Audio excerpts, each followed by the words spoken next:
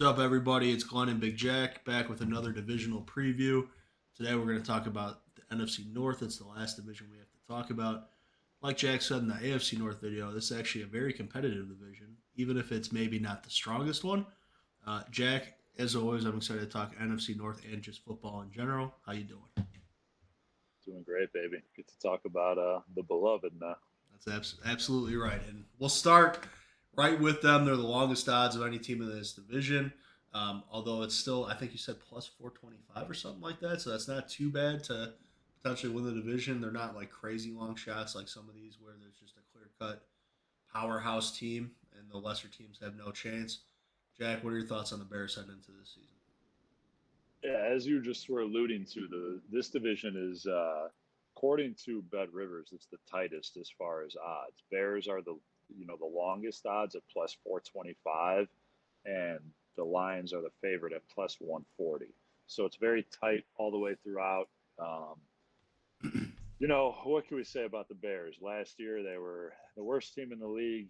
Um, you're hoping for a big, massive step forward out of Justin Fields this year. You hope Matt Eberflus in year two puts some type of defense on the field. He's allegedly a defensive coach, so hopefully they could scheme something. But there's a lot of changeover. They got a ton of weapons. It's kind of a show me year for Justin Fields. We don't want to dive too much into making this a Bears preview situation. Maybe we'll do that another time before the season officially starts. But ton of new guys. You got DJ Moore coming in, Darnell Mooney, not new, but coming back off of injury. Claypool, somewhat new. He's been around, but hasn't really done anything. Hopefully, he's a lot different this year than the limited action he saw last year and the non-impact he had. Valus Jones has been, a lot of people wanted him cut. He's still around. We'll see what he's got. And then Tyler Scott, the guy they drafted, kind of the burner. We'll see if he brings anything to the table. Backfield's very interesting to me. Khalil Herbert and Deontay Foreman, kind of that 1-2 right now. Part of me feels like by week, maybe by the time we roll into Halloween, end of October, I wouldn't be surprised if Roshan Johnson's kind of getting RB1 type touches. I like him a lot. I think he's got a very high ceiling. With the draft, you bring in Darnell Wright. I love the pick. Hope it works out. It's been, promising so far. Bring in Nate Davis, bring in Robert Tunyon. It's a lot of kind of building around Fields type of moves. Going into his third year, this is the year in the offseason they'll decide whether or not they want to pick up that fifth year option. And I think it's kind of taking away the excuses from Fields, seeing if he, it's that narrative of he's got no weapons, this and that. I think this year he's got enough out there around him, and we'll see whether or not he can progress forward. Their over under for wins is 7.5. It opened at 7.5 minus 115. It's now 7.5 minus 134. So it's juiced to the over. Hasn't really moved at all, but just a little bit of action to the over there. Um, I wouldn't play it because I hate that 134. Taxing 34 cents on the dollar is a little, steeper than kind of where I target what I'm willing to do.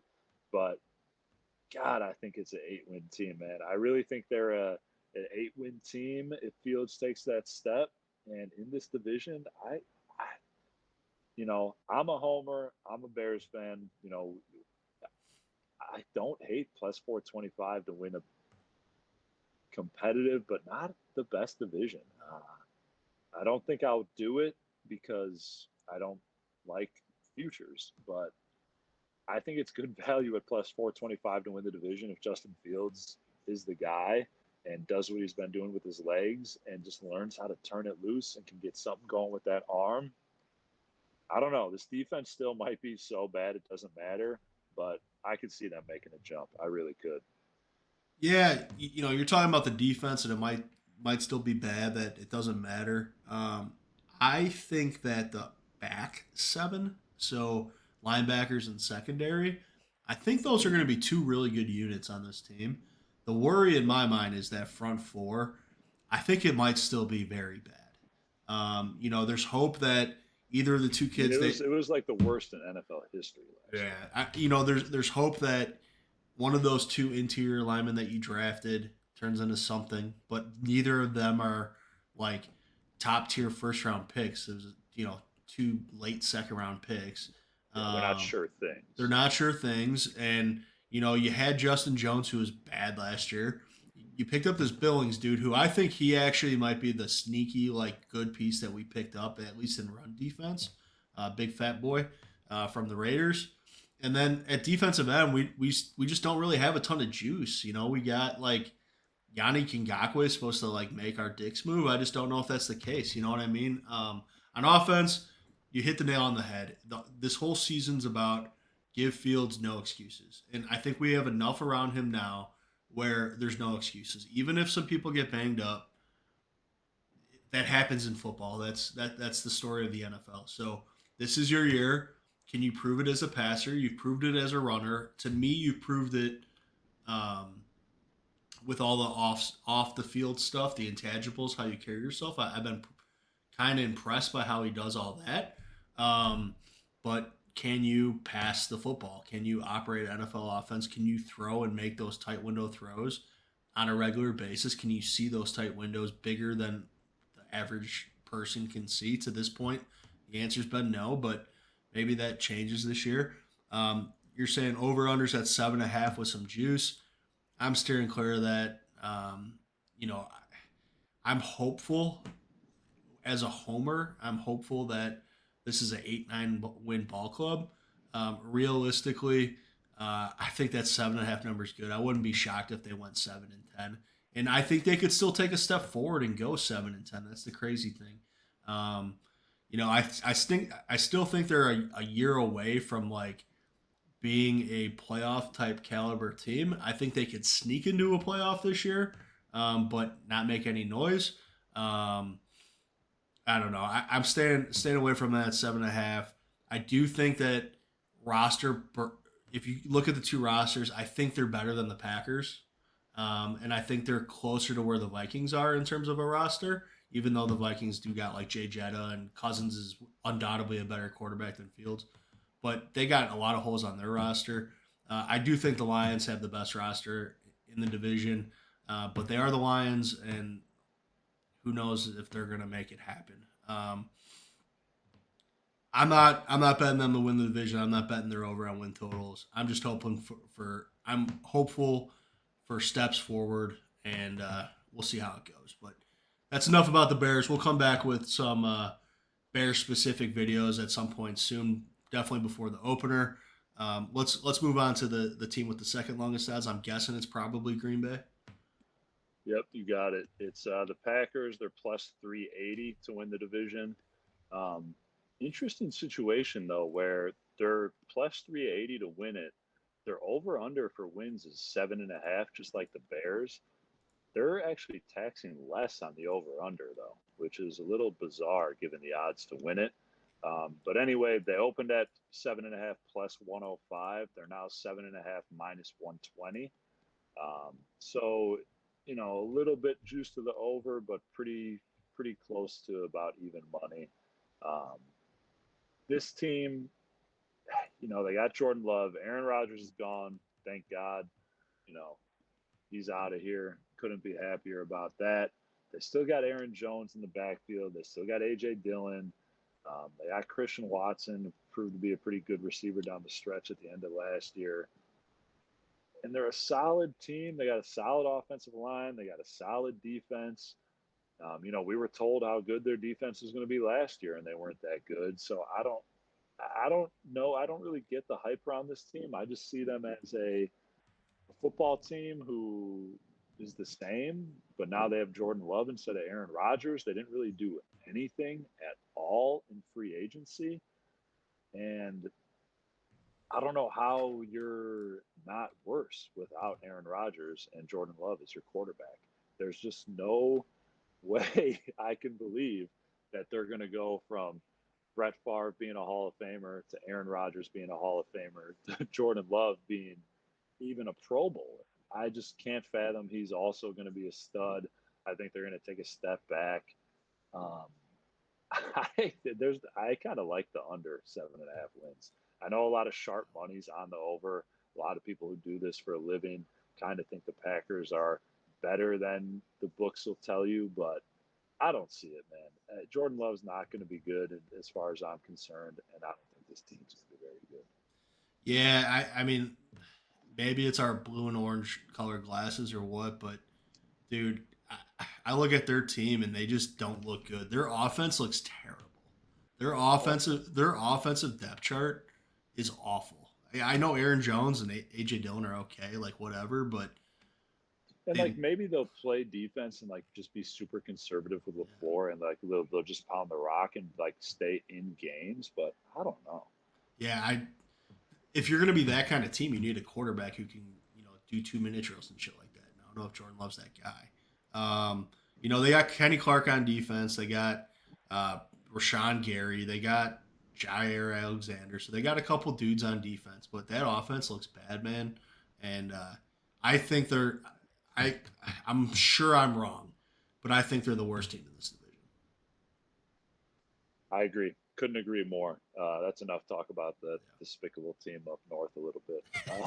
We're gonna Let's. be so wrong. It's gonna suck I so know much.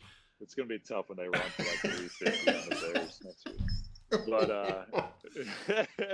we'll jump into the Vikings here. Vikings are plus 260 to win the division, so a little bit of a jump up now. Um,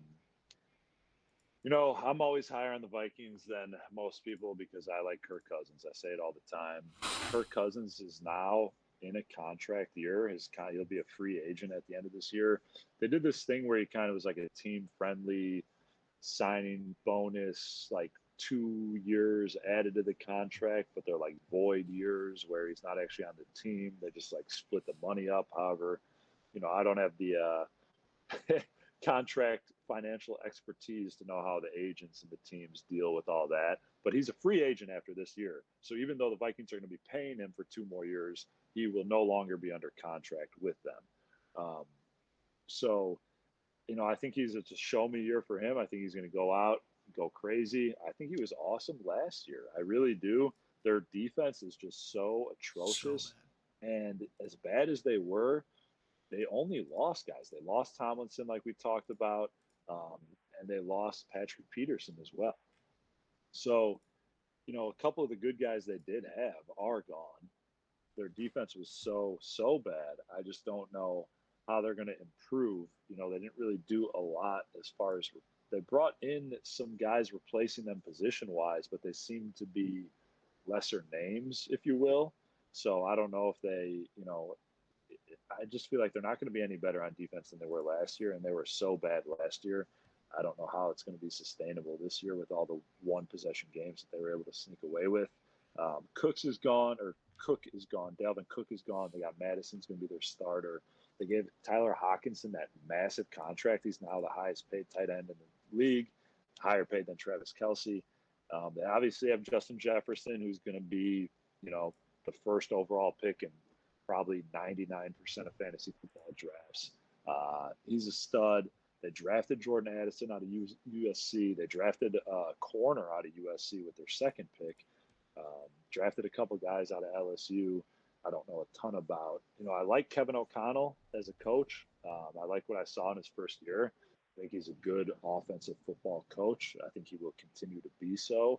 But I just don't know how they're going to stop people. Um, if they did anything to bolster that defense, I'd probably love that plus 260 to win the division. Their over under is 8.5. It opened at 8.5 minus 115. It's still 8.5 minus 110. Hasn't really moved at all. Just because I believe in Kirk Cousins and I believe in the offense, and I believe that yes, when you get to certain times of the year, defense is probably a little more important. But I just think it's such an offensive league. I think they're going to win games. I would probably take the over 8.5. I think they could get. I think they'll still be above 500. So I think they could win 9 games. I could still see them winning the division, but I wouldn't bet on it. Um, I just like Kirk Cousins in a contract year to kind of go crazy, honestly, and he's got arguably the best wide receiver in the NFL to go do it with. Yeah, I mean, the one thing that they did do defensively that is noteworthy, in my opinion, is they named Brian Flores to be the defensive coordinator. And maybe he can come up with something that gets these guys playing. But kind of like what I said about the Packers offense, you look at the Vikings defense, and it is fucking terrible. Dude, it's terrible. It's so bad. They brought in Marcus Davenport, who's like an okay edge rusher, but They brought in like everyone who left. yeah, They brought in no replacement. someone. They brought in one of those positions, Right. but it's like not necessarily an upgrade by any means. Yeah, I think their offense is awesome. I do. Their receiving core is awesome. They got Hawkinson. I think Madison and Ty Chandler and Gaskin will be able to do a job in the backfield. I think their offensive line is solid. Um, even though you watch that quarterback show with Cousins, he didn't seem to think that offensive line was very good. I, I think their offense is going to be great. I think their defense is going to be terrible. It's one of those things where it's like I could see this team winning 12 games, especially in a division that I think you would say it's not like super strong, even though it's competitive. I could see them winning like 12. I could see them winning like 6 or 7, just because their defense is so bad. That's kind of my thoughts on the Vikings. Yeah, I think it'll be tight. Kind of like when we were talking about the AFC North, how I was like, the Bengals are a little above everyone in my eyes, but I could see every one of those teams having about 9 or 10 wins. This division, I see like not as high of a ceiling, but I see a pretty low floor. I think all these teams are gonna like. I think the worst team's gonna have like 7 or 8 wins, Okay. and I think the best team is probably gonna have like 10. Okay. You know what I mean? So I think it's gonna be tight. But like you said, that doesn't necessarily mean good. No, So I know what you mean. we'll see how it plays out. But the last team we got is the Lions. They're plus 140 to win the division. If you like the Lions, which a lot of people, especially nationally, seem to love the Lions, that's pretty good value on a favorite, plus 140.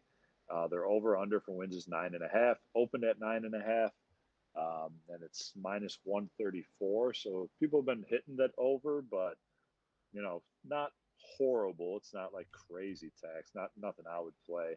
Um, Jared Goff is just one of those guys who, kind of like we were talking about with Deshaun Watson and Geno Smith, is he the guy who was good last year, but is more so like what he had been years prior? Obviously, he got to a Super Bowl, so he's had some decent years mixed in here and there. He was also a very different quarterback, a very different team. The Lions were at home versus on the road. So they're going to have to figure out how to win on the road. They rattled off a bunch down the stretch. They were one of the hottest teams in the league down the second half of last year. Just missed out on the playoffs barely. Maybe they build upon that. They bring back Marvin Jones. They already got Amon Ross St. Brown, excuse me. Their draft picks just were nonsensical to me. If this team drafts Jalen Carter, I probably like the Lions a lot. But they draft Jameer Gibbs, which is just strange. They draft Campbell. Your first 2 picks in 2023 are a running back and an inside linebacker. I don't know what you're doing using a first round pick on either of those guys, but they must have loved them. Um, you know, we'll see. They signed a ton of free agents to bolster up the defense that wasn't good at all last year. So I'm sure they're thinking they'll take a step forward on that side of the ball. At the end of the day, it's just hard for me to believe in the Detroit Lions. They're still the Lions. I wouldn't play their over. I wouldn't play their under. I wouldn't play them to win the division. I don't feel strongly enough to bet against them, but I'm not running to the window for them. I don't know. It's just hard for me to wrap my head around a Lions team being that good.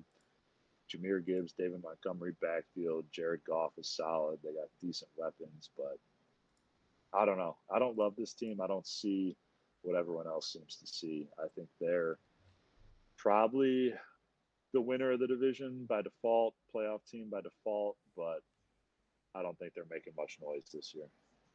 What'd you say their over under win totals at? It's 9.5 minus 134. Yeah, I definitely lean the over on this. I look at their roster and I think it's built the best. Yeah, they're good they're good in the trenches. Their Man. That was trenches, good. their trenches are good, and they got enough weapons on offense to score points. You know, this is a team though that I see them being good this year. I see them winning 10 games plus, maybe winning this division. But all the hype that they're having this year, if it builds into next year because people are still loving Dan Campbell, I could see them being a team that like next year like has a huge step backwards. They might lose their offensive coordinator, and who knows if he's really the one that's like carrying this offense versus Campbell, who's just really just kind of the hype man. It seems like at times. Um, Dude, they start off the year with the Chiefs on the road. yeah, First game of the year, who knows? Maybe they have some juice coming in. Maybe they surprise the Chiefs. But if they lose that game, Golf has a bad night, things start going a little sideways. I don't know. You might start getting some chattering for Hendon Hooker to get some sure. opportunities. I mean, Jared Goff is not, I don't think he's a long term answer. And No, that's what I'm saying. I mean, they could if they have a good year this year, they could be losing coordinators. Jared Goff could be getting up in there in age, and then also not really being the answer. And then Lord knows if Hendon Hooker is. They're not going to have great draft picks because they're going to be good enough. So it's like going to be one of those things where it's like it could be 2-3 years from now, and their roster might still be fine, but they don't have a quarterback long term, and they just never really compete for like even a shot at a Super Bowl. I don't see them being a Super Bowl contender. I do see them as the favorite in this division, and probably rightfully so. I think they'll probably beat up on teams like the Bears and the Packers. They could walk out of here winning 5 games in the division, and it wouldn't shock me. Um, I I think they're the class of the division. Do I think they're a Super Bowl contender? No. But I would probably for sure lean towards their over at 9.5 wins. yeah, I mean, I got nothing against Jared Goff. I see him, he seems to be a good leader. He's kind of taken his lumps throughout his career. The move from St. Louis to LA, being such a high pick and then having such a negative start to his career and then bouncing back with McVay and then McVay shipping him off because he doesn't believe in him. And he's just kind of went to work and, kept his nose to the grindstone doing his thing in Detroit. I respect his work ethic and what he's done as far as how he's conducted himself. I just don't think he's that good of a quarterback. And I think that, I think he's going to take a little bit of a step back this year. I think it's going to come through. And I'm not betting the under, but I don't know. I just don't believe in this Lions team. That's fair. I mean, at the end of the day, if you look at NFL year over year, there tends to be certain franchises that are towards the top of standings and certain ones that are towards the bottom. And it's probably for a reason. And the Lions historically have been towards the bottom. So I don't think too many people would disagree with your logic and having some faith in the Lions organization. But I don't know. The one thing that really kills the over bet in my mind is just they are the like darlings of the NFL right now, and it's just like I don't know if I want to be in on that because every casual fan, we'll say like intense casual fan, is probably hyping up the Lions, and it's just I don't know. That's the one thing that worries me. But if I just look at rosters and I look at they didn't lose coordinators, they didn't lose really anything in free agency. I think they're the best team in the NFC North, and I think they probably win the division. But I will say the one bet I think I like the most is, or not the one bet, but the one thing I feel the most confident. It's not a bet. It's the one thing I feel most confident is I think the Packers are the worst team in the NFC North. I really do. We could be playing this back in a couple months when the Packers are fucking 7-3 or something, and I want to blow my brains out. But I'm telling you, in a week when the Bears. yeah, exactly. We could be playing this back Monday when the Packers just shit on the Bears. But I think that team's going to be really bad. I mean, I could be wrong, but that's my gut feeling. But that's the NFC North preview. Big Jack, always a pleasure. We'll be back with some specific Bears preview type videos here in the coming days. So make sure you like and subscribe and stay tuned, and we'll get some more content to y'all. Until next time, peace.